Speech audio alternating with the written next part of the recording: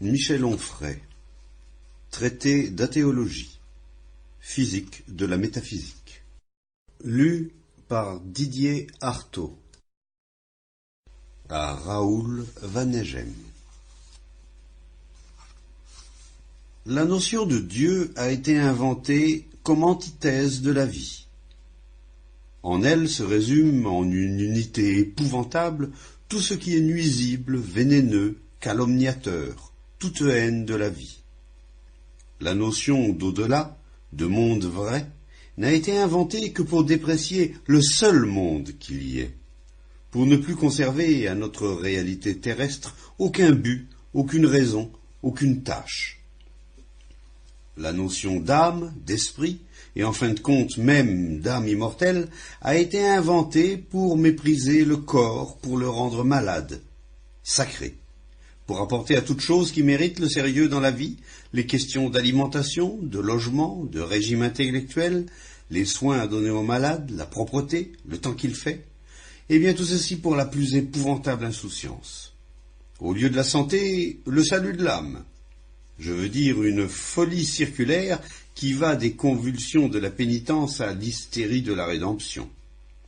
La notion de péché a été inventée en même temps que l'instrument de torture qui la complète, la notion de libre arbitre pour brouiller les instincts, pour faire de la méfiance à l'égard des instincts une seconde nature. Nietzsche, Ecce Homo. Pourquoi je suis un destin. Chapitre 8.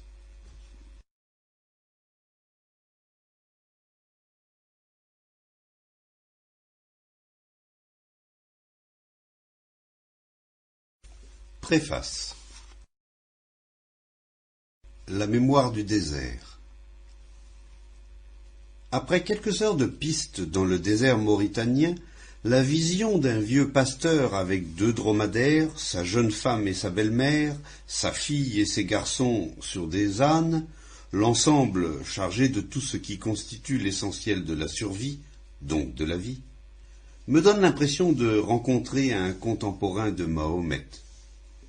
Ciel blanc et brûlant, arbres calcinés et rares, buissons d'épines roulés par les vents de sable sur des étendues infinies de sable orange, le spectacle m'installe dans l'ambiance géographique, donc mentale, du Coran, aux époques intempestives des caravanes de chameaux, des camps nomades des tribus du désert et de leurs affrontements. Je songe aux terres d'Israël et de Judée-Samarie, à Jérusalem et Bethléem, à Nazareth et au lac de Tibériade.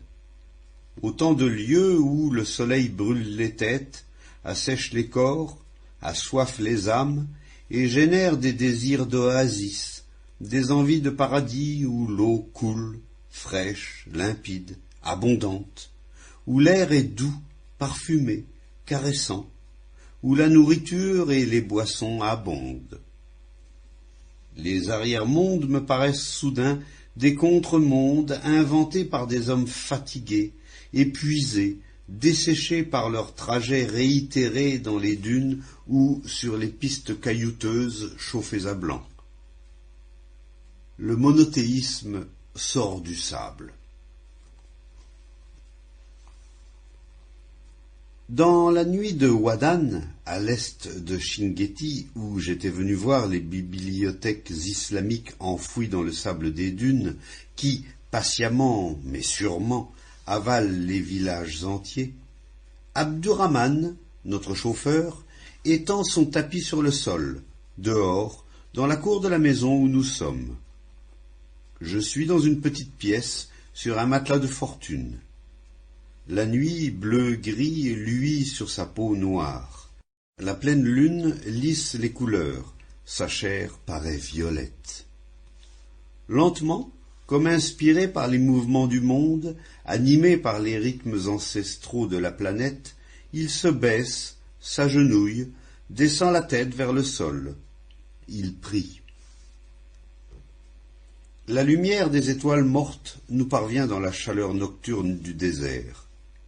J'ai l'impression d'assister à une scène primitive, en spectateur d'un geste probablement contemporain du premier émoi sacré des hommes. Le lendemain, pendant le trajet, j'interroge Abdourahman sur l'islam. Étonné qu'un blanc occidental s'y intéresse, il récuse tout renvoi au texte dès qu'on s'y réfère. Je viens de lire le Coran, plume à la main. J'ai encore quelques versets en tête, mot à mot. Sa croyance ne supporte pas qu'on en appelle à son livre